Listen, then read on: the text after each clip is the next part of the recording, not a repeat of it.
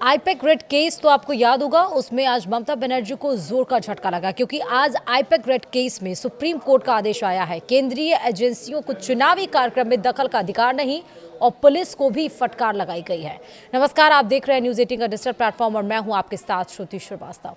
कोलकाता में आईपैक के खिलाफ हुई ईडी रेड से उठे विवाद में आज यानी कि 15 जनवरी को सुप्रीम कोर्ट में सुनवाई हुई।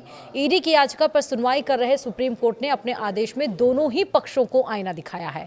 कोर्ट ने कहा है कि केंद्रीय एजेंसियों को किसी भी पार्टी के चुनाव कार्यक्रम में दखल देने का अधिकार नहीं है, लेकिन वो अवैध गतिविधियों पर एक्शन ले सकती है, जबकि केंद्रीय एजेंसियों की जांच में राज्य सरकार या पुलिस के हस्तक्षेप पर भी कोर्ट ने कड़ा रुख अपनाया है। सुप्रीम कोर्ट ने स्पष्ट कहा है कि एक राज्य की एजेंसी या पुलिस को इस तरह की गतिविधि करने की छूट नहीं दी जा सकती है। यह कहते हुए कोर्ट ने ममता सरकार और बंगाल पुलिस को नोटिस जारी किया है। ईडी अधिकारियों के खिलाफ दायर बंगाल पुलिस की एफआईआर पर भी अगली सुनवाई तक रोक लगा दी गई है। मामले की अगली सुनवाई 3 फरवरी को तय की गई है।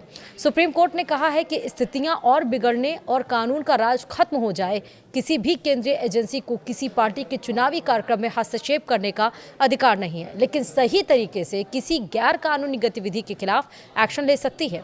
इसके साथ ही सुप्रीम कोर्ट ने ईडी अधिकारियों के खिलाफ दर्ज एफआईआर और अगली सुनवाई तक ईडी अधिकारियों के खिलाफ कार्रवाई पर रोक लगा दी है।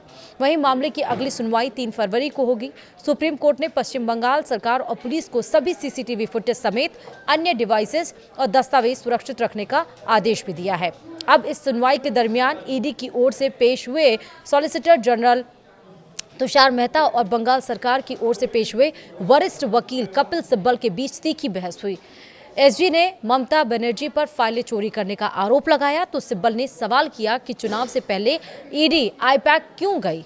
वहीं अब आपको बताते हैं कि सुनवाई के दरमियान किसने क्या क्या कहा है। दरअसल न्यायमूर्ति प्रशांत कुमार मिश्रा और न्यायमूर्ति विपुल पंचोली की पीठ में सुनवाई के दरमियान प्रवर्तन निदेशालय यानी ईडी ने गुरुवार को यानी कि 15 जनवरी को सुप्रीम कोर्ट को बताया कि आईपैक ऑफिस और उसके चीफ के घर पर जांच और सर्च ऑपरेशन में पश्चिम बंगाल सरकार का दखल और रुकावट, जिसमें मुख्यमंत्री ममता बनर्जी भी शामिल हैं, बहुत चौंकाने वाला पैटर्न दिखाता है। वहीं ईडी की ओर से पेश सॉलिसिटर जनरल तुषार मेहता ने कहा है कि यह बहुत ही शॉकिंग घटना है। मुख्यमंत्री खुद पहुंची गई, जहां छापा पड़ा वहां जांच में व्यवधान डाला। राज्य पुलिस ने राजनीतिक सदस्यों के तरीके से काम किया।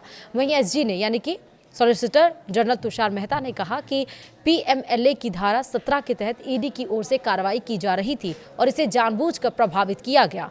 वहीं एसजी मेहता ने कहा कि यह एक चौंकाने वाला पैटर्न दिखाता है जब कोई वैधानिक प्राधिकरण अपना कार्य कर रहा होता है। वहीं मुख्यमंत्री बनर्जी दखल देती हैं, पुलिस आयुक्त उनके साथ आते हैं और फिर धरना देती हैं। इस पर न्यायमूर्ति मिश्रा ने पूछा कि यह कैसे मान्य है। इस पर एसजी ने कहा कि ईडी की शिकायत है, एक पीड़ित और 1-2 अधिकारियों की भी है। ऐसे उदाहरण भी हैं जहां संयुक्त निदेशक के घर का घेराव किया गया, लोगों ने घबराकर फोन किए। एसजी ने कहा कि ईडी के अधिकारियों ने स्थानीय पुलिस को सूचना दी और पीएमएलए की धारा 17 के तहत आईपीएसी और फिर सभी पुलिस अधिकारियों की जांच करने का आदेश दिया गया। उन्होंने ये भी कहा कि मुख्यमंत्री ममता बनर्जी ने सारी फाइलें जब्त कर ली, यह चोरी है। उन्होंने एक ईडी अधिकारी का फोन भी ले लिया है। इससे ऐसे कृत्यों को बढ़ावा मिलेगा और केंद्रीय बलों का मनोबल गिरेगा। वहीं एसजी ने कहा कि राज्य सरकार को लगेगा कि वे घुसपैठ कर चोरी कर सकते हैं और फिर धरना दे सकते हैं। एक मिसाल कायम की जानी चाहिए कि जो अधिकारी वहां स्पष्ट रूप से मौजूद थे उन्हें निलंबित किया जाए। वहीं न्यायमूर्ति मिश्रा ने कहा कि तो क्या हमें उन्हें निलंबित कर देना चाहिए। इस पर एसजी ने कहा कि सक्षम अधिकारी को कार्रवाई का निर्देश दें, कृपया मामले का संज्ञान लें। मैंने अधिकारियों के संदर्भ में पीएमएलए की धारा 54 का उल्लेख किया है। एसजी ने कहा कि यहाँ पुलिस मुख्यमंत्री बनर्जी के साथ सबूतों को हटाने और नष्ट करने के लिए आई है। यह सरकार चोरी है। मैं मुख्य सचिव और विभागीय अधिकारियों को भी पक्षकार बनाने की मांग कर रहा हूं। इससे पहले सीबीआई अधिकारी गए थे और इस अदालत ने चिट फंड घोटाले की न्यायिक जांच की थी। वहीं सीबीआई अधिकारियों को गिरफ्तार कर पुलिस स्टेशन ले जाया गया था, तब भी मुख्यमंत्री ने धरना दिया था। वहीं एसजी ने कहा कि इसके बाद हमने हाई कोर्ट का रुख किया। अब देखिए क्या होता है जब भीड़ तंत्र लोकतंत्र पर हावी हो जाता है। देखिए हाई कोर्ट की जज ने अपने आदेश में क्या टिप्पणी की है। इसमें बड़ी संख्या में वकीलों के इकट्ठा होकर हंगामा करने का जिक्र है।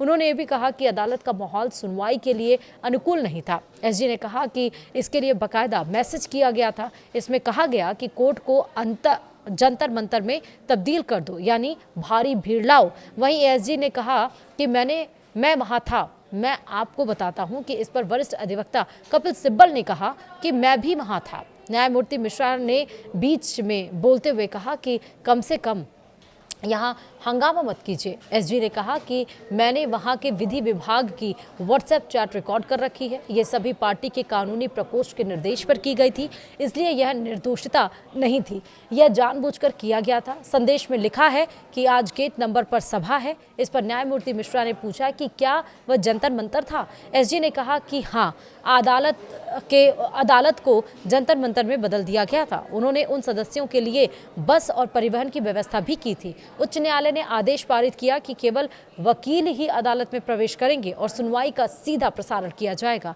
वहीं कपिल सिब्बल ने कहा कि यहां जानकारी की कलरिंग की जा रही है। सिब्बल ने कहा कि ऐसा दोबारा नहीं होगा। कल सुनवाई हुई थी। अगर यह अदालत इस मामले की सुनवाई करती है तो आपको यह मान लेना होगा कि हाईकोर्ट इसकी सुनवाई नहीं कर सकता। और इस पर जस्टिस मिश्रा ने कहा कि हमारे मुंह में अपने शब्द मत डालिए, अनुमान मत लगाइए। वहीं सिब्बल ने कहा कि इसकी सुनवाई हाईकोर्ट में होनी चाहिए। अनुच्छेद 226 के तहत उसे अधिकार क्षेत्र प्राप्त है। यही व्यवस्था है। वे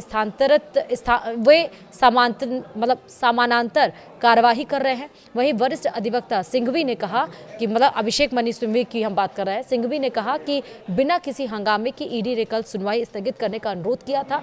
सिब्बल ने कहा कि पश्चिम बंगाल में चुनाव का जिम्मा पैक के पास है। वहीं पार्टी ने 2021 में आईपीएसी के साथ एक औपचारिक अनुबंध किया था। हमारा मानना है कि ईडी को इसकी जानकारी है। जस्टिस मिश्रा ने कहा कि पश्चिम बंगाल में चुनाव आईपैक द्वारा करवाए जाते हैं या चुनाव आयोग द्वारा। वहीं सिब्बल ने कहा कि आईपैक के पास कई तरह के आंकड़े रखे जाते हैं। जब वे वहां गए थे तो उन्हें पता था कि पार्टी से संबंधित कई आंकड़े वहां मौजूद होंगे। चुनाव के बीच में वहां जाने की क्या जरूरत थी, ये भी सवाल आया।